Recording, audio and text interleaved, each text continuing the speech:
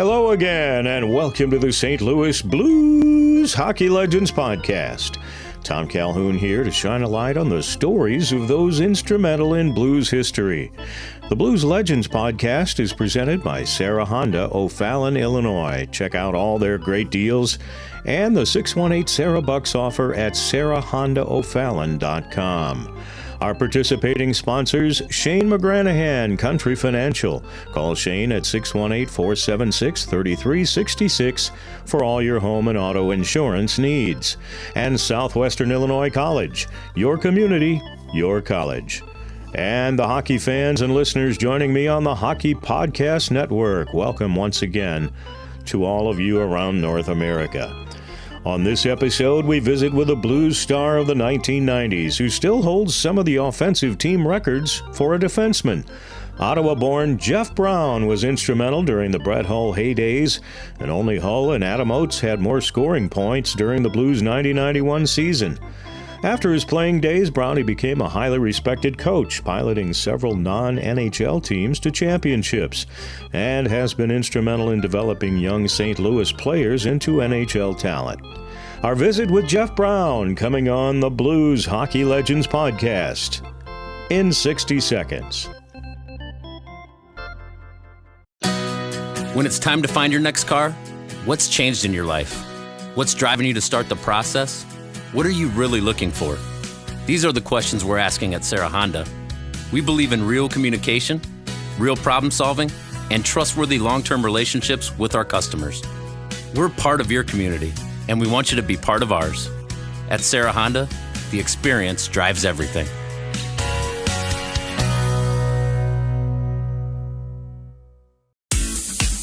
You've got a lot going on in life, and you depend on your car to get you to places you need to be. So when it's time for maintenance or repair, we know you need it done fast and done right. Convenience and quality customer service with team members you can trust. That's what you're looking for. We'll get you safely back on the road and back to your busy life.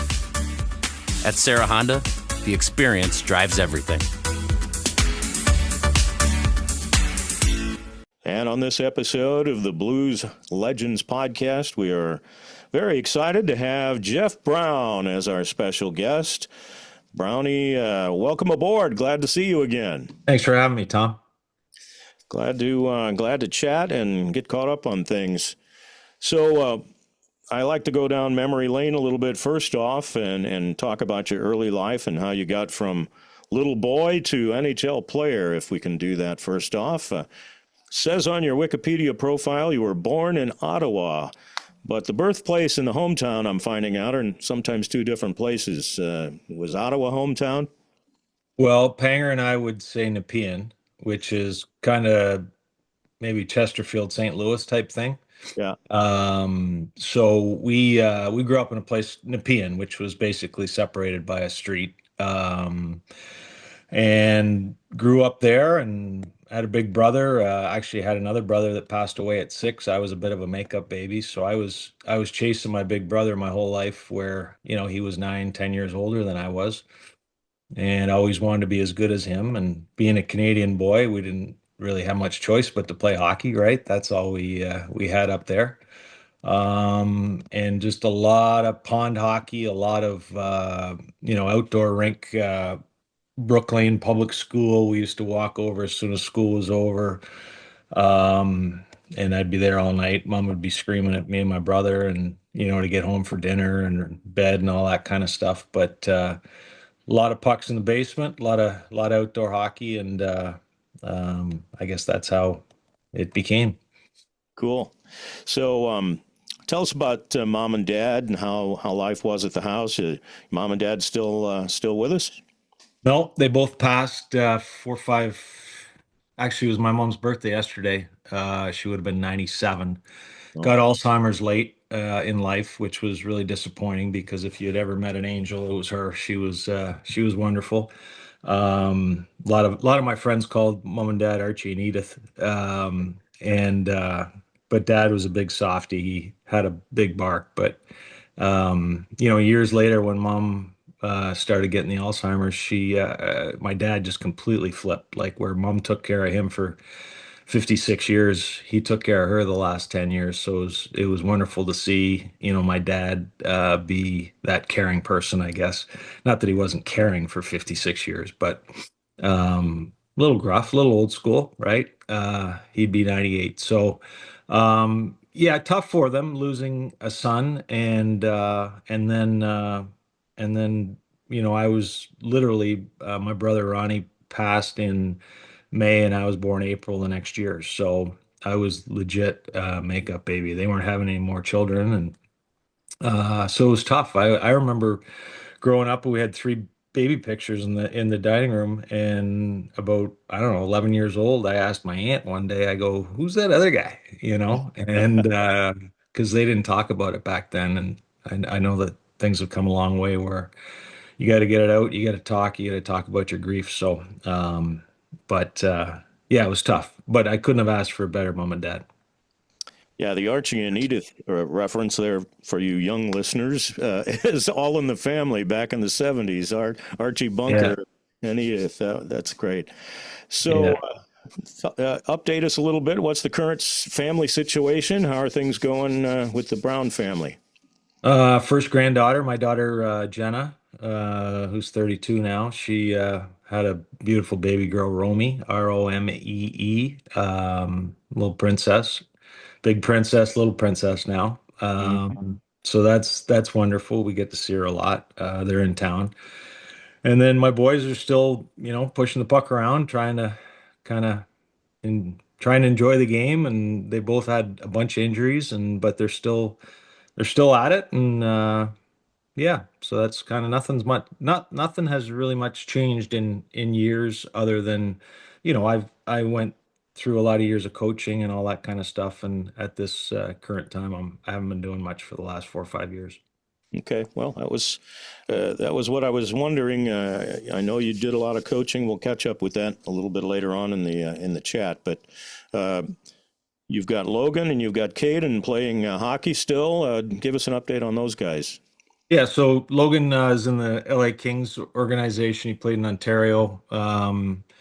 Whether you're in Ontario or LA, you're on the beach in Manhattan Beach, and he really he really took a liking to that. I could tell you. I don't think the thoughts of coming back to St. Louis might not be there anymore for him.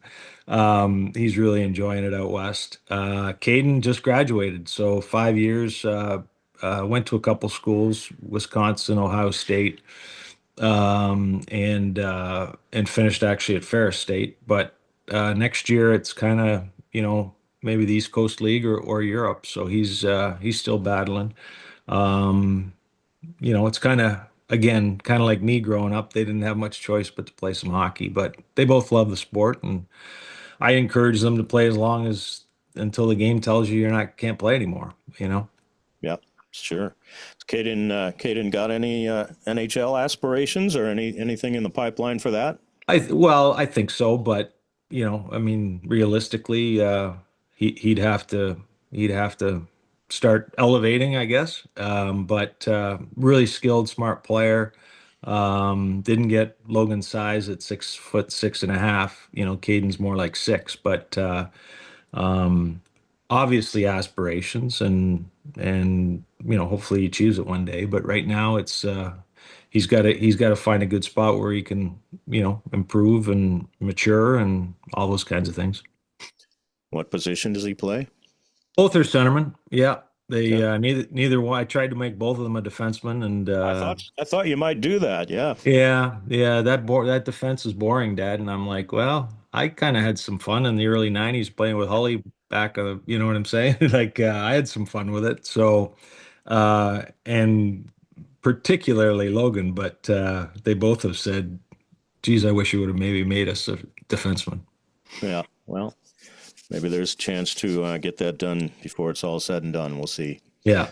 So let's talk about your early exposure to hockey. You remember the first time you put on a pair of skates and when you fell in love with the sport?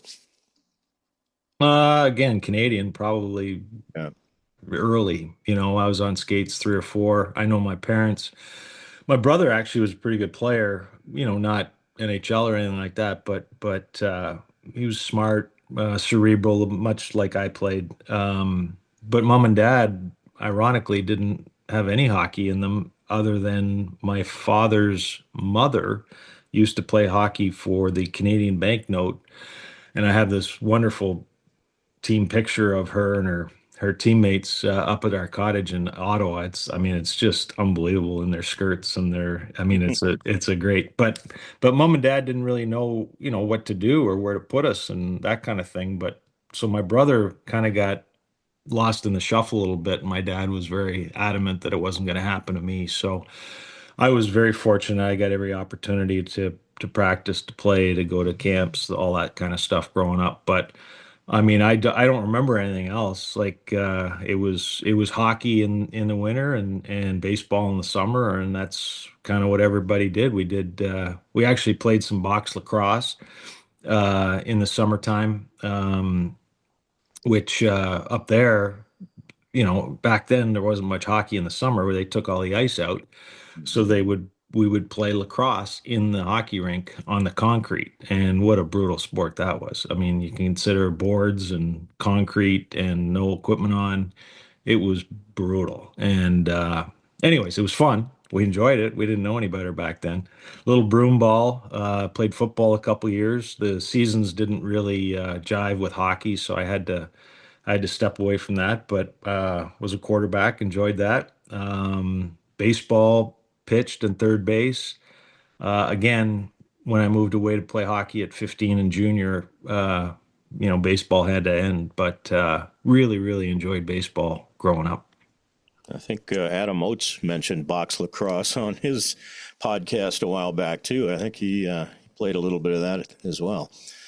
So let's move the time machine up a little bit and talk about your 4 seasons with the Sudbury Wolves in junior hockey. Led the team in scoring as a defenseman in 84-85. Won the Max Kaminsky Trophy as outstanding defenseman in that last year. Who was Max? Max Kaminsky was ancient. I should do some research, but it was defenseman of the year. I obviously he was a great defenseman from back in the day, but yeah, I need to do some research and find out who Max really was. Wrong question. Sorry about that. Yeah, yeah, so, that's all right. so I My guess mistake. yeah, somewhere along the line there, about that time, I guess you figured out, hey, I might be able to earn some money at this sport of hockey. Not much back then, though. There was, Yeah. we, yeah, I mean, growing up, played hockey, never really dreamt of the NHL, truly. Like 6 teams, and nobody made it from Ottawa or anywhere. Like you never knew of anybody playing or making it. And so you just played for fun and had fun with it. But then all of a sudden, I got drafted to tier two when I was 14 years old. And I won Rookie of the Year. And my mom and dad and I are looking at each other going, what's going on here? And then after that year, I was drafted second overall to Sudbury. And so all of a sudden it was like, wow, okay, this is kind of cool. So we didn't know any better. And Sudbury at the time wasn't maybe the best decision, but I went anyways because I was overwhelmed that I was drafted second overall. And so maybe struggled the first couple years there, but again, didn't think much of the NHL or anything like that. And then the draft came in '84. Um, and my agent at the time was Alan Eagleson of all people. Oh, wow. Yeah, wasn't a very good one, but there was actually rumors about me being a first rounder, and I ended up going in the second round to Quebec. Um, and again, didn't really think much of it other than getting drafted, and yeah, maybe I could do this. But I was very fortunate. I went to Quebec, and they had the Stastnys, all three of them. They had Michel Goulet, and they had the Hunter, Dale Hunter, and they had goaltend. They had nobody run their power play, and I was that guy, and so I got every opportunity to do that. And so played young, and again, played on a pretty good power play. I was fortunate there, and then obviously in St. Louis with Hully and the boys, very fortunate to be on some pretty good power plays. Boy, I guess. So were you happy about where you were drafted? I mean, you said kind of you didn't know what to expect, I guess, at that point. You didn't have any expectations about being drafted 36th overall. Yeah, I mean, back then it was just my, am I good enough to make it? And, no, I wasn't very happy about going to Quebec. Um, but again, I was fortunate, obviously, to be drafted. And in those days, you just kind of kept going. You didn't fight the system. You just did the best you could in the situation that you're presented. And I look back now, and I mean, it was, again, if I would have went to to Edmonton where Paul Coffey was, or Boston where Bork was, or whatever it was, maybe I would have never had an NHL career. Who knows? But the fact that they needed an offensive defenseman in Quebec, and I got to play young, and I got to play a lot, really set me up for a pretty good career. Yeah, so after two and a half pretty good seasons with Quebec, you get traded to the Blues on December 13th, 1989. Tony Herkus and Greg Millen went the other way in that deal. What were your thoughts about being traded to the Blues at that point? So again, I was a innocent, shy kid from Nepean, Ontario. I didn't know anything about St. Louis. I knew it was Middle America, and uh, was excited about a breath of fresh air. My coach Michel Bergeron and I at the time were having troubles, and so I needed a change. And again, I came here and they needed a guy to run their power play, and early I got all the opportunity in the world, and again made the best of it. But didn't know anything about St. Louis, to be honest with you. But fell in love with it early, and obviously I'm still here in town. So it's turned out to be the best move of my career, because I certainly had some moves at the end. Maybe a bit of a suitcase at the end because of all my injuries and stuff. But I think of all the moves, that was the one that I was happiest about, I guess. Yeah. Good moment to look back on and be thankful for. In 1991 season, third on the team in scoring, 12 goals, 59 points in 67 games. You missed a month with a broken ankle that season, but only Hully and Adam Oates, mentioned those guys already, had more scoring points that season than Jeff Brown. Pretty good go that year. Yeah. Again, Otzi was early, and then Shanny and CJ and Nelly, and I mean, and obviously Hully being the constant there, but a lot of guys that were really, really special on the power play. So I was very fortunate to again run a power play, and having Hully on the one side, who are you going to take, me or him, type thing. And obviously the decision is not very difficult. You take him away. So it really gave me an opportunity to make the best of that situation. And I had to, because if they would just shut him down and the rest of us didn't produce, it wasn't going to work. So no, it was the best 5 years of my career playing here. Obviously going to the finals in '94 with Vancouver was special and everything, but the 5 years here, every year we had a really good team. Really disappointing that we never could get over the hump in the playoffs. And then obviously very disappointed that they broke it all up, because we were all headed into our primes, basically, or we were in our primes with Cujo in the net. Butchie was in at that time, and like I said, Hully and Shanny and Nelly and CJ. I mean, we just had, and we had great. We had the Scud line back then with Mhm. Bobby Basson and Richie and Dave Lowry.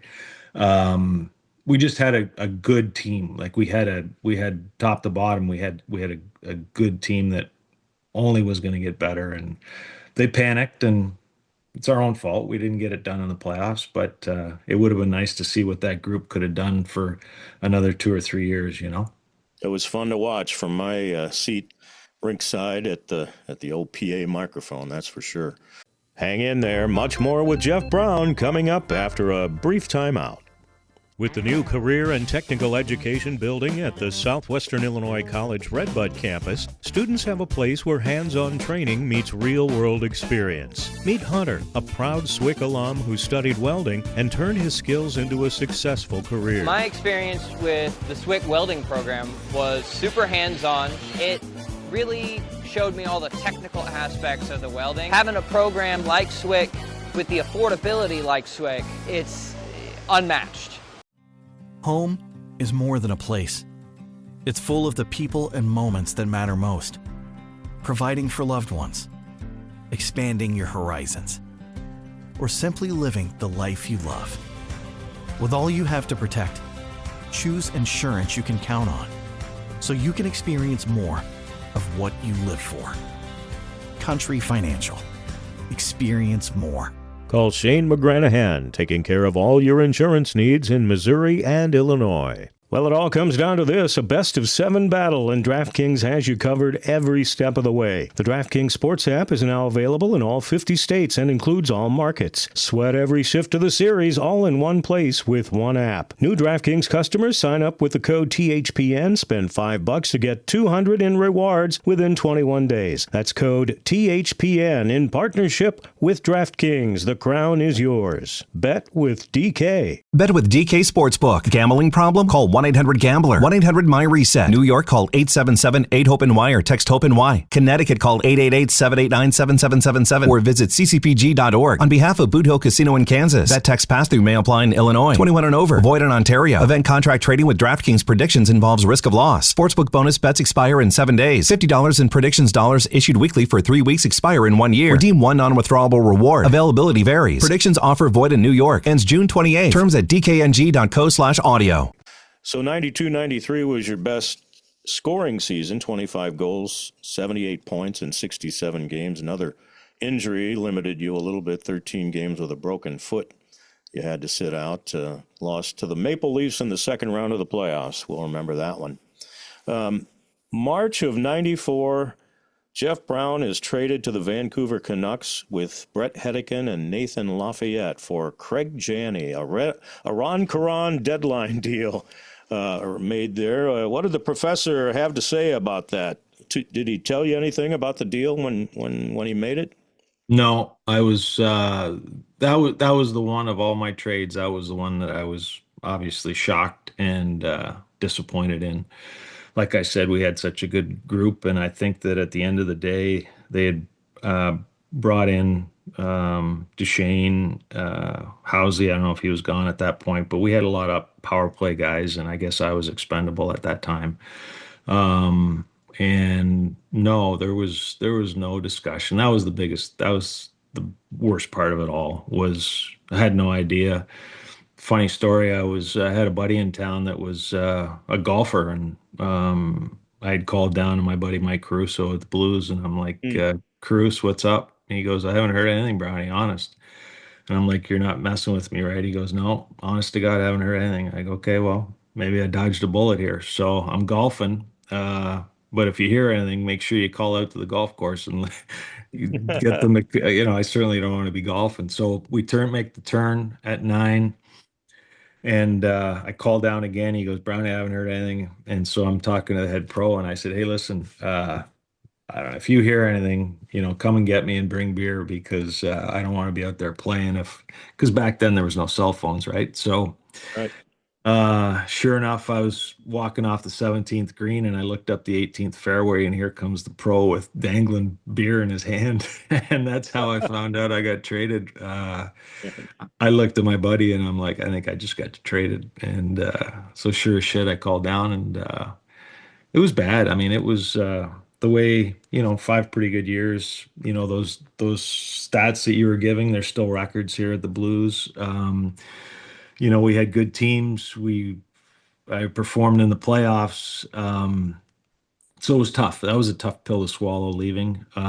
It turned out unbelievable as far as going to Game 7 in the Stanley Cup Finals against the Rangers, and still have the puck from that game, but that's a side note. But yeah, it was tough. It was my heart and soul for St. Louis, loved St. Louis, obviously back here in St. Louis. So that was a tough one. So yeah, after that, some stints with the Canucks, the Hartford Whalers, who became the Carolina Hurricanes, and the Maple Leafs and the Washington Capitals. First, I went to Hartford from Vancouver, and um, I remember I walk into the locker room and Chaser was in, our friend Chaser, and he walked across the room and he shook my hand. He goes, "Welcome to Shawshank." And so that's that's who we called Hartford at the time. It was not a great place to play, and obviously we went to great suburbs. Loved where we lived and all that kind of stuff. But yeah, Shawshank wasn't the best place. Played at a mall. But then we moved to Carolina, and I was taking a slap shot one night, and a guy came out to block it, and his skate went in between my skate boot and my shin pad, and his skate went right down into my ankle. And so I didn't think anything of it. It didn't feel like a cut, it felt more like a hit. Mhm. And so finished the period, and we're in between periods, and I, go to loosen my laces like most of us do, and there's freaking blood everywhere. And I'm like, what is going on? So I go into the trainer, and we pulled it back or whatever, and it was sliced probably about that long, and it was right down to the bone. You could see my ankle bone. So they stitched me up, and like us hockey players do, I went back and played, and continued to play for 2 weeks until I got traded to Toronto. And I guess what had happened was there was a bug in there that they didn't clean out properly. And I was at practice at Maple Leaf Gardens one day, and I felt like I had the flu, and my leg was hurting. I was cold. I was whatever. I went into the trainer and I said, I was staying at the hotel at the time, and I said, "Hey, give me some drugs here. I got to go sleep this off. I'm not." And he tells me later that, he saw me walk in and he knew something was wrong. Thank God he saved my life. He goes, "Brownie, you just sit there for a second." And I guess he went to the other room and called the doctor. And so we rushed over to the doctor. We walked into his office and he goes, "You got to get to the emergency now." So all I remember, I was actually going in and out. It was kind of weird, like now that I think back about what happened, but it was staph infection, and all I remember is walking into Toronto General, and our Toronto Maple Leaf trainer was just screaming, saying, "I got a player here, and I need help." And gurneys started flying, and they sliced it open, and they flushed it with a saline gun. And then the doctor came in after. He said, he goes, "I gave you enough drugs to kill a horse," type thing, and hopefully we can arrest it. And so I had streaks up my leg from the cut. I had red streaks coming up, and they said that if that would have got to my heart, it would have went everywhere in my body, and I was dead. So at the time, Logan was getting ready to be born back in Carolina, and maybe not couple months away, but I actually went back to Carolina, and every day I'd go to Duke University and they'd clean it out for me, and it had to heal from the inside out, so they didn't want to close it up again. And so every day I'd go and they'd clean it up and flush it and all that kind of stuff. So I was out probably 3 weeks until it, kind of sealed up enough where I could get back and play. But that was pretty scary stuff. Yeah, it sounds awful. Yeah. Some kind of flesh-eating bacteria is what I read, right? That's exactly right. Yeah. Wow. Well, let's move along to Jeff's coaching career, and it's impressive, folks. It really is, and it's pretty amazing to me looking at it that Jeff hasn't been an NHL coach at some point, but Call Monty for me. Okay. I'll go push pucks for Monty. I think he might listen to this podcast. Maybe we'll put in a plug. So the River Otters 05-06, you took over, and the team did really well. St. Louis Bandits and 3 outstanding seasons there. Junior team won the Robertson Cup, 42-9-7 one season with the Bandits. Then after the team went away over to the Indiana Ice in the USHL, couple of good seasons there. Then you take over up in Ottawa, the 67s junior team, head coach in 14-15. In 15, you're the GM and head coach. Resigned for personal reasons in 17. Lots of great resume entries there, Jeff. Yeah, no, I really enjoyed it. But it all started here at AAA, coaching the kids and really getting a taste of it and enjoying it. And, didn't really ever think that I would be a coach at the higher level, let's call it. And but really enjoyed, developing a lot of those kids, Clayton Keller and Patty Maroon and my son and the Kachucks and Luke Cunnan I coached for a little bit. Trent Frederick, who am I forgetting? Joe Joseph Wool. Wall. Yeah. Yeah. So Great. it was a good run. Yeah. And then Chaser called me one day. He was part owner of the Bandits, and that's when Coop left. He had gone back-to-back championships here, Mm-hmm. and he had gone to the USHL. And Chaser called me. I remember the call in the cottage in the summertime, and he said, "Hey, Brownie, I was coaching director at the time of the AAA. He said I'm going to talk to a few of the guys, possibly about coaching, unless you're interested."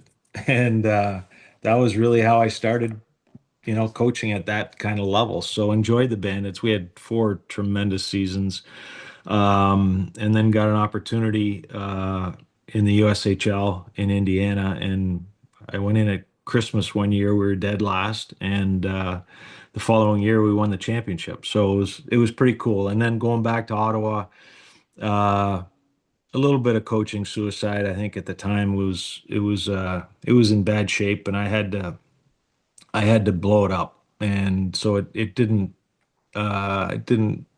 what would the tend to I didn't have really an opportunity to play for championships. I guess it was a lot of going young, getting rid of the old guard.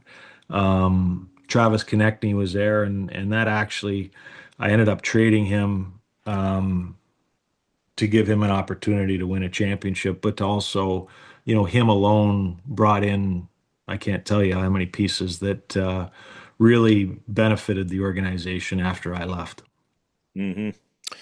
Well, I've actually got, Jeff, a St. Louis Bandits puck amongst my collection of memorabilia. I remember going out to U.S. Ice, and I don't remember who I was with or why I actually attended a game, but Pat Maroon was playing in that game. So I wound up with a puck somehow, and I'll have to have you sign it for me someday. There you go. Get him to sign it. He's the legend now, 3 in a row, right? Yeah, you got it. All right. So, fun stuff segment. Any regrets looking back on your life as a player and coach? Yeah, I wish I would have stayed as naive as I was early, I guess, maybe. I think that with the trades and the injuries, I kind of got a little poopy pants, for lack of a better word, just bitter at the game and uh, remembered why I started to play in the first place was because I loved it so much. And also, just training. Uh, I worked out, I trained, could have worked out harder. I think that it was something that back then it was more, you play hockey in the winter, you play golf in the summer type thing. And to really devote myself to good nutrition and training. And I tried to do it late in my career, but I think it was a little late. But yeah, I think that would be maybe the regret that I would have the most. And the longevity might have been there more, without the concussions, the back surgery, all that kind of stuff that I had at the end. Yeah. How about those kids you were talking about that are now NHLers? Do they have the same kind of approach to life and the game that you guys had because you were playing, you loved it? So many of the guys I've had on the podcast, the old line guys, were just happy to be professional athletes. You think there's entitlement at all in some of the young kids these days that they think, oh yeah, this is something that I should expect to do?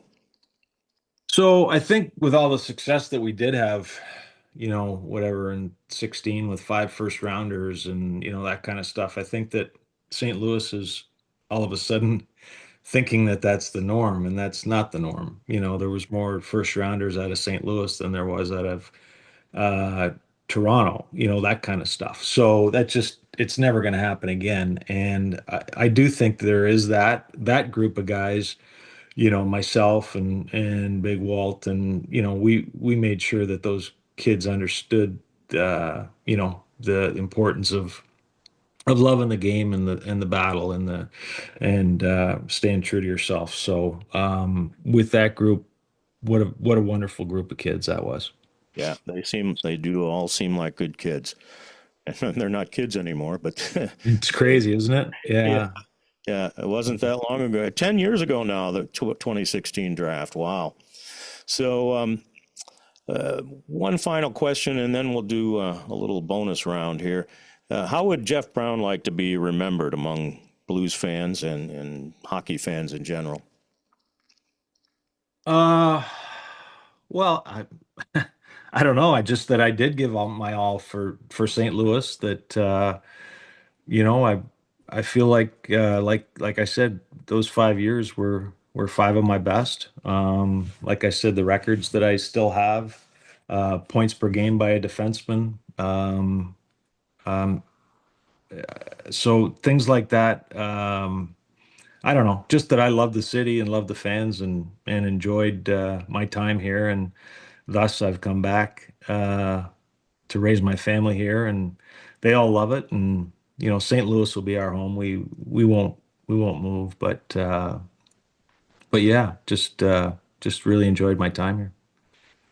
Perfect. Well, Jeff, thanks so much for your time today. I deeply appreciate it, and I know you've got a great life going for yourself, and keep an eye on that new granddaughter you've got there, and hopefully we'll run into you at a Blues game come September. Thanks, Tom. Appreciate it. Thanks for being with me for another episode of the St. Louis Blues Hockey Legends Podcast. We'll have another legend coming up soon, so stay tuned to our social media for news on who that legend might be. Visit PAGuyTom.com or BluesHockeyLegends.com and sign up for our Legends email notifications. The Legends Podcast is also available on the Scoops Sports Network at scoopswithdannymac.com. Video of the podcast is published the Monday after the Friday release of the audio. As always, please like and share on Facebook, X, and Instagram, and please subscribe to our YouTube channel. It all keeps the Legends Podcast alive and well. Tom Calhoun here saying thanks for being a fan, and let's go Blues!